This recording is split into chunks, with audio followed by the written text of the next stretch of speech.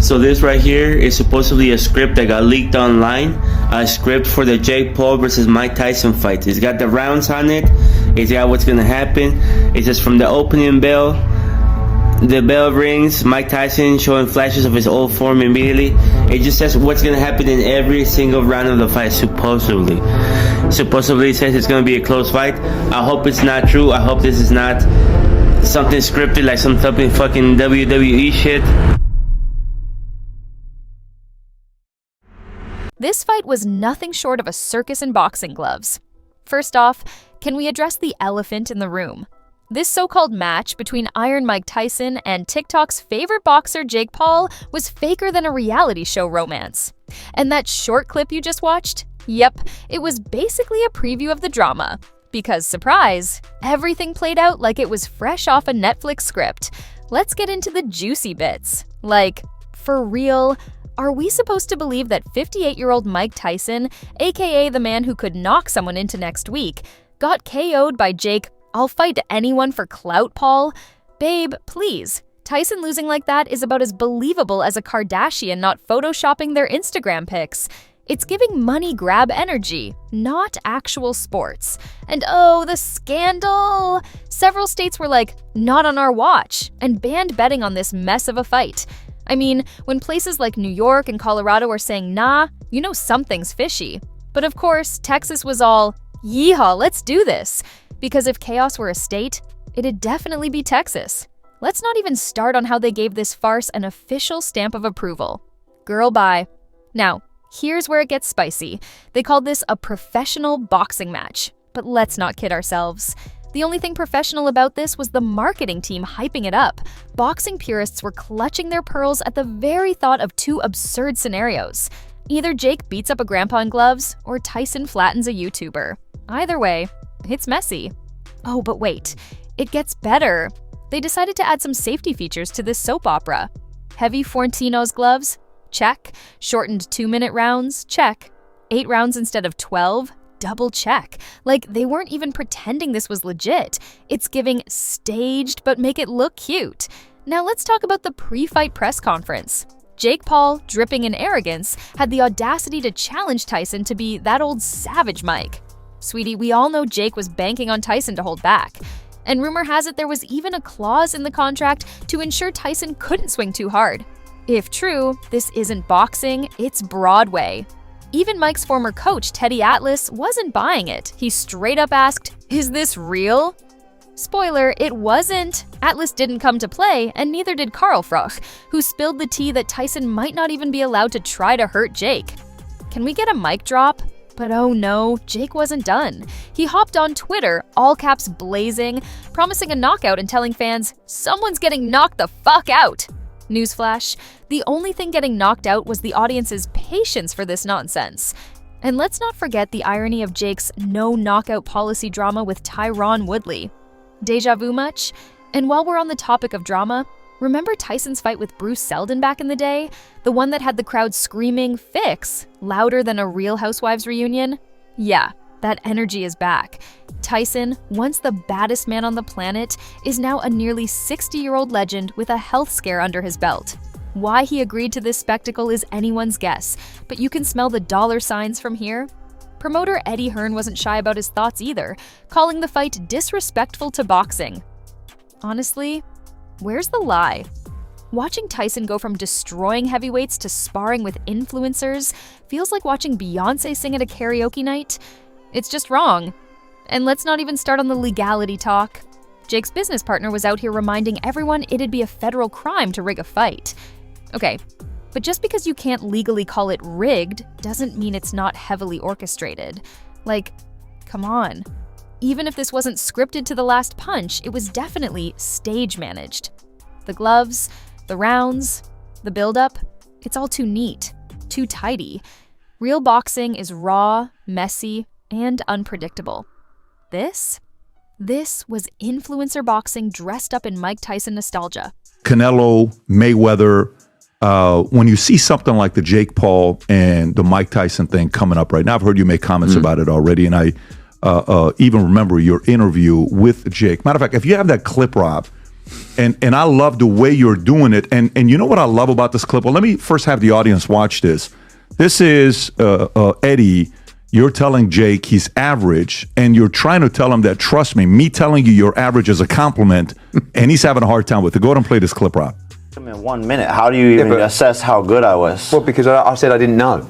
And actually, but you called me average after 1 minute. But you called me after 1 minute of my first professional fight. No, but you're still average. You're not. That's not true. I just beat a 5-time world champion. A UFC. You don't even know. You don't know my ability though. That's true. That's true. You don't. I don't know where you might go.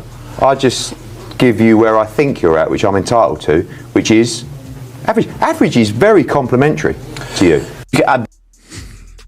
Are you trying to get under his skin at the time? Is it 50-50 trying to get under his skin a little bit? You know, in that kind of arena, one, it's about entertainment. Yeah. Two, I'm being honest, he's very average as a fighter, as a professional. But what I was trying to sort of explain to him was, as a professional fighter, someone that's dedicated their life to the sport, from most people from the ages of 7 or 8, you started boxing at 24. You are average in that field. That's an unbelievable achievement. Do you know what I mean? I'm not average at boxing. I'm terrible. So you're so much better than me and so many other fighters who have dedicated their life to the sport. And then after a while, it's just about fucking with him a little bit, you know. And me and Jake, I've got a big defamation case against him at the moment. In the end, Tyson vowed he wouldn't lose, but Jake was still the favorite. Why? Because this wasn't about skill. It was about narrative. Jake's the fresh face of chaos boxing, and Tyson, he's the legend giving Jake a boost. Let's face it, this fight was all hat and no cattle, as they say in Texas. A spectacle, sure, but a boxing match? Nah, honey. This was a reality TV show masquerading as sports. And if you were tuning in for blood, drama, and a real fight, you might want to catch some vintage Tyson highlights instead. The hype surrounding Jake Paul's fight with Mike Tyson is nothing short of baffling. On paper, it's a spectacle. A retired boxing legend versus a social media provocateur turned self-proclaimed fighter. But beneath the surface lies a deeper concern. Is this what boxing has become? It's hard to take this match seriously when it feels more like a marketing campaign than a clash of skill and determination. Tyson, who once struck fear into the hearts of his opponents, is now stepping into the ring against a man best known for viral videos and trolling. It's a mismatch not just in skill, but in purpose. This fight seems to represent the growing trend of boxing as entertainment rather than sport.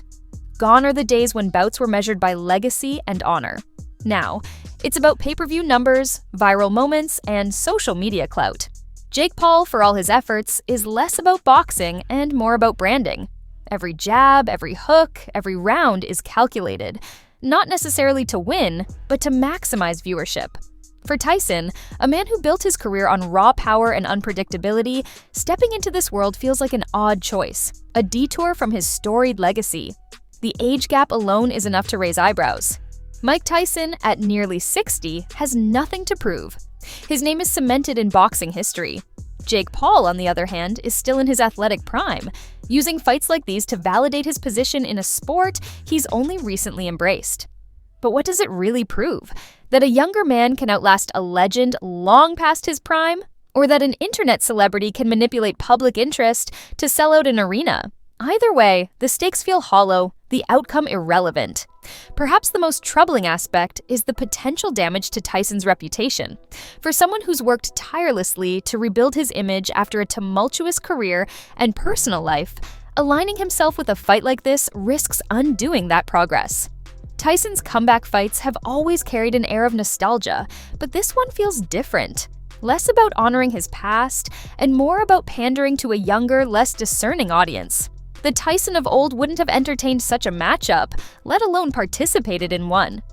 Then there's the question of fairness. Sure, the fight may be technically sanctioned, but under what conditions? 2-minute rounds and oversized gloves scream of safety precautions designed to protect both fighters, but they also dilute the authenticity of the match. Boxing is a brutal, unforgiving sport, and sanitizing it for the sake of mass appeal undermines its core essence. If fans wanted showmanship, they'd watch professional wrestling. What they want from boxing is raw, unfiltered competition, something this fight is unlikely to deliver. For the younger generation, and this week, my fighter, Katie Taylor, greatest female fighter of all time, is fighting his fighter, Amanda Serrano, on that undercard. Is this $1 million bet you guys made, or you guys didn't end up making? No, that the was bet? before. Yeah, I won the fight, but he didn't apparently make the bet, and whatever.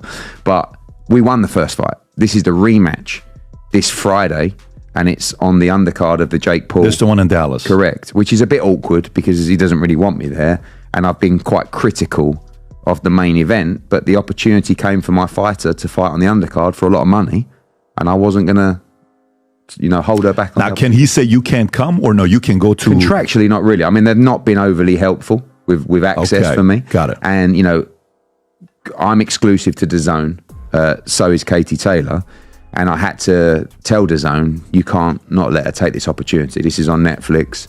this fight might seem like a fun crossover event, but for boxing purists, it's another nail in the sports coffin. Every time a fight like this is promoted as a marquee event, it shifts focus away from the real talent in the sport. While up-and-coming fighters struggle to get the recognition they deserve, a YouTuber and a retired legend are given the spotlight. It's a disheartening trend that risks alienating the sport's core fan base. Ultimately, this fight isn't about proving who's the better fighter. It's about proving who can generate the most buzz. And that's the saddest part. Boxing, once a sport of grit and glory, has become a platform for spectacles. Jake Paul knows how to work the system, and Tyson, for all his history, has become a willing participant. Whether it's for money, relevance, or some misplaced sense of obligation, the fact remains. This fight will be remembered not for its skill, but for its absurdity. And in the end, the sport of boxing loses more than it gains. Another unsettling layer to this matchup is the dangerous precedent it sets for the future of boxing.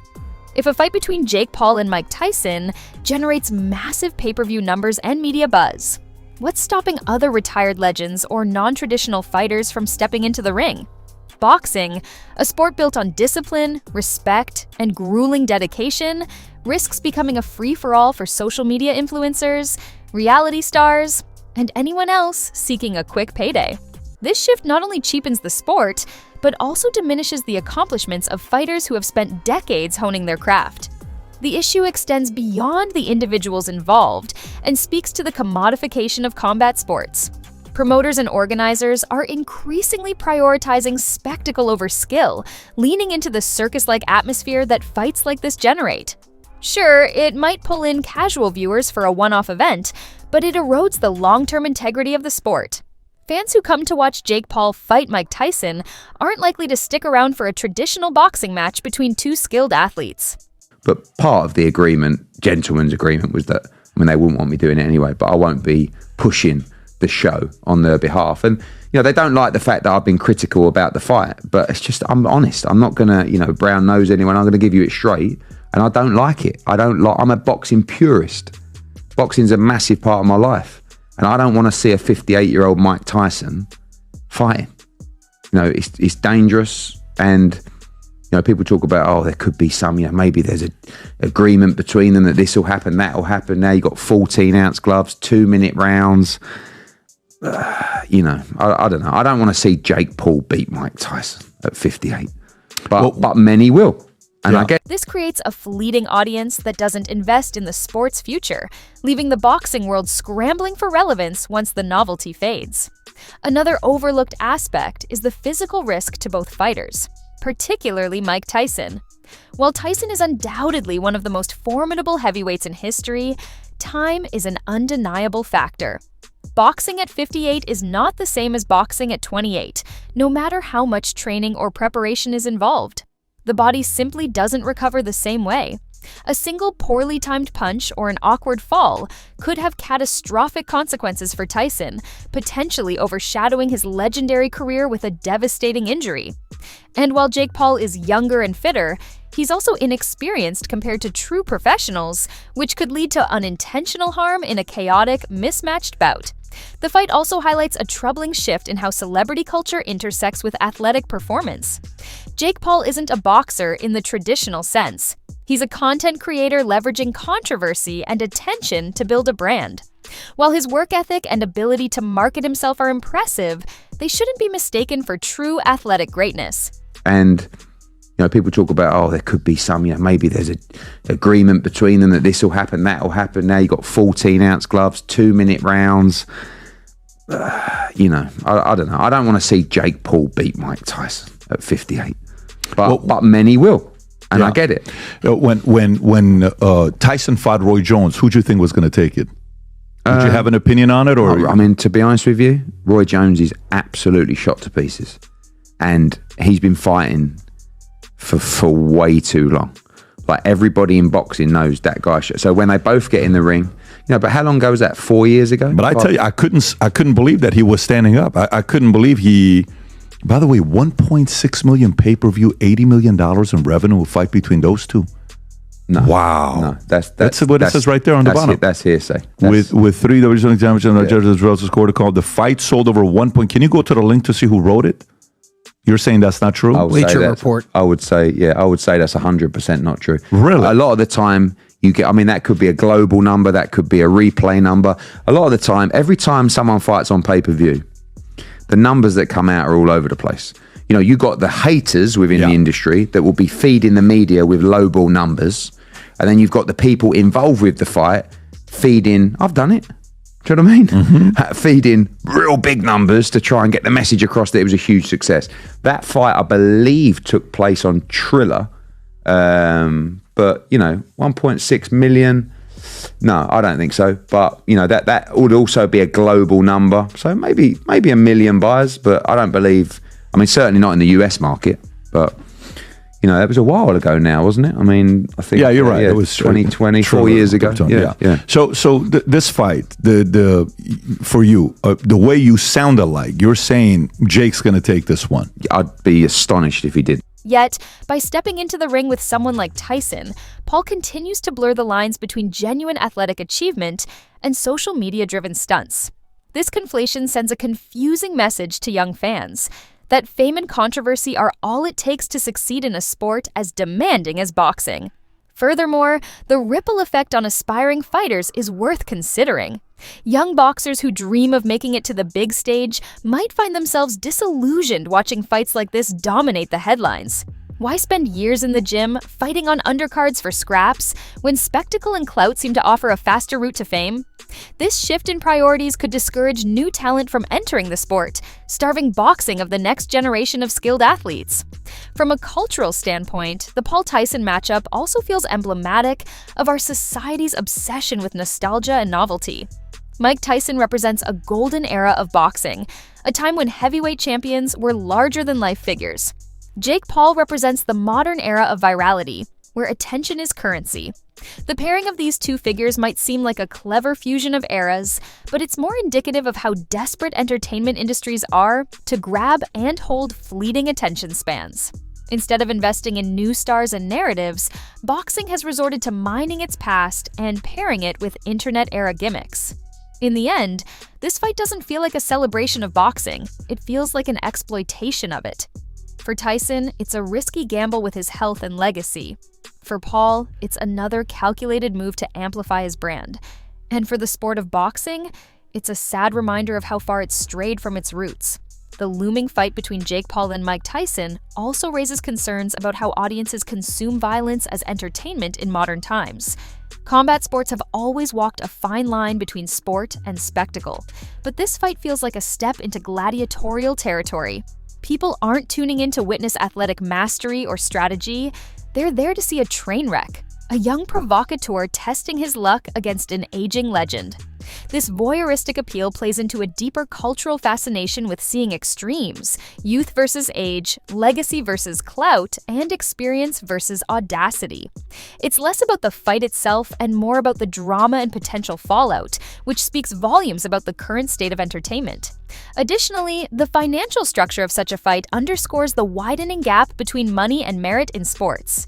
Jake Paul, a relative newcomer with no amateur background and only a handful of professional fights, stands to make millions simply by leveraging his social media following. Meanwhile, countless professional boxers toil in obscurity, fighting grueling matches for a fraction of the payday. This imbalance highlights a troubling trend, that financial success in boxing is becoming less about skill and more about marketability. While boxing has always been a business, the rise of influencer-driven fights threatens to push deserving athletes further into the shadows, depriving them of opportunities to shine on a global stage.